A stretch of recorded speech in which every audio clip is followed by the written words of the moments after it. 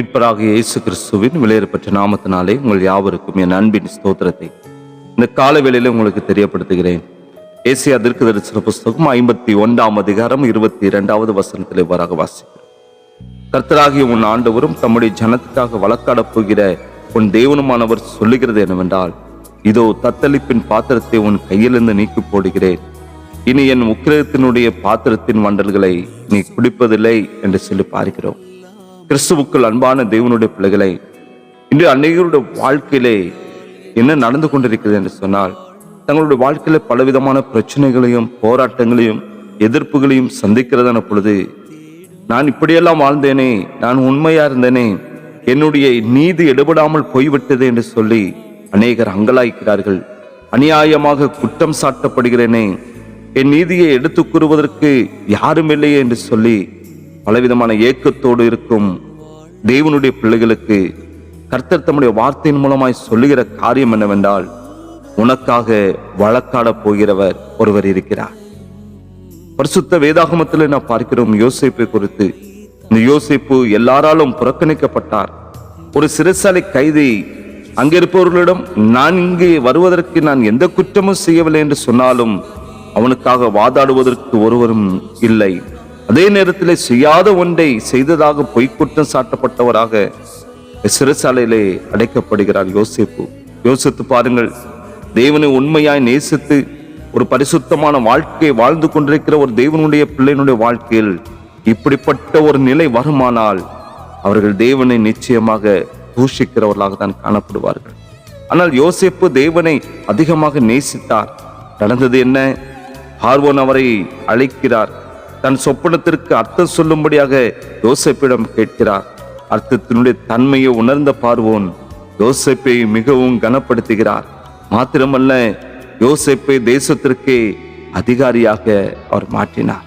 எந்த ஒரு வழக்கறிஞர் யோசேப்புக்காக வாதாடினாலும் இப்படி ஒரு மேன்மை ஒரு நாளும் கிடைத்திருக்காது. தேவனே அவருக்காக வாதாடினார், வழக்காடினார். அவர் உங்கள் வாழ்க்கையிலும், உங்கள் வாழ்க்கையில் நீதி விளங்கும்படியாய், உங்கள் வாழ்க்கையில உண்மை விளங்கும்படியாய், உங்கள் வாழ்க்கையிலே சத்தியம் விளங்கும்படியாக, நீங்கள் படுகிற பிரயாசத்திற்காக உங்களுக்காக வழக்காடும்படியாக கர்த்தர் உங்களோடு கூட இருக்கிறார் என்பதை மறந்து போய் விடாதீர்கள். உங்கள் வாழ்க்கையில வெற்றியும் மேன்மையும் புகழையும் அடையக்கூடிய ஒரு நாட்களாக இந்த நாட்கள் அமையட்டும். அதற்கு செய்ய வேண்டியது ஒன்றே ஒன்றுதான். நீங்கள் ஒவ்வொரு நாட்களும் இந்த யோசேப்பை போல கர்த்தரோடு கூட ஒன்றித்து வாழ வேண்டும், கர்த்தரோடு கூட ஜீவிக்க வேண்டும், அவருக்கு உண்மையுள்ள பிள்ளைகளாய் வாழ வேண்டும். அப்படி வாழுகிறதான பொழுது கர்த்தர் உங்களுக்காக வழக்காடுவார், உங்களை உயர்த்துவார், உங்களை கனப்படுத்துவார். ஆண்டவரே, என்னுடைய வாழ்க்கையில காணப்படுகிற எல்லா விதமான அசுகரியத்தையும் வேதனைகளையும் மாற்றி என்னுடைய வாழ்க்கையிலே ஒரு விடுதலை தாரும் என்று சொல்லி தெய்வ சமூகத்தில் யார் ஒருவர் உங்களை அர்ப்பணிக்கிறீர்களோ கர்த்தர் உங்களுக்காக வழக்காடப் போகிறார். செபிக்கலாமா? நேசிக்கிற அன்பின் நல்ல தகப்பனே, ஆசீர்வதிக்கப்பட்டதான இந்த காலை வேலைக்காக நாங்கள் உமக்கு நன்றி செலுத்துகிறோம். பலவிதமான இக்கட்டான சூழ்நிலையில எனக்கு உதவி செய்வார் யாருமே இல்லையே என்று சொல்லி கலங்கி தவிக்கிற நம்முடைய பிள்ளைகளை கர்த்தர் கண்ணோக்கி பாருங்கப்பா. அவருடைய வேதனைகளை மாற்றுங்கப்பா, அவர் துக்கங்களை மாற்றுங்க ஆண்டவரே. என் தகப்பனில் அவளுக்கு நீதி செய்கிற ஒரு தகப்பனா என் தேவன் அவர்களோடு கூட வந்து வழக்காடுவீராக. அவருடைய காரியத்தின் மீது என் தேவன் ஜெயத்தை கொடுப்பீராக, ஒரு வெற்றியை கொடுப்பீராக. ஒரு யோசேப்பை உயர்த்தின தேவன் நம்முடைய பிள்ளைகளை உயர்த்த போகிற மேலான கிருபைக்கா நன்றி அப்பா, நன்றி நன்றி. யாவரையும் கண்ணோக்கி பாரும். இரட்சகர் இயேசுவின் நாமத்தில் ஜெபிக்கிற நல்ல பிதாவே, ஆமேன் ஆமேன்.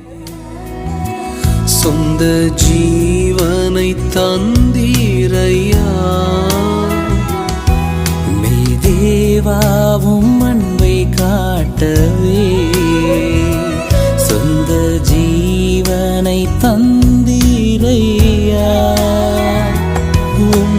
மார்பிலே தினம் சாய்ந்துதான் முத்தமிட்டு இளைப்பாறுவேன். முந்தன் மார்பிலே தினம் சாய்ந்துதான் முத்தமிட்டு இளைப்பாறுவேன். பலவீனன் என்று சொல்லாமல் பலவான் என்பேன் நான். சுகவீனன் என்று சொல்லாமல் சுகவான் என்பேனான். பலவீனன் என்று சொல்லாமல் பலவான் என்பேனான். சுகவீனன் என்று சொல்லாமல் சுகவான் என்பேனான். உம்மை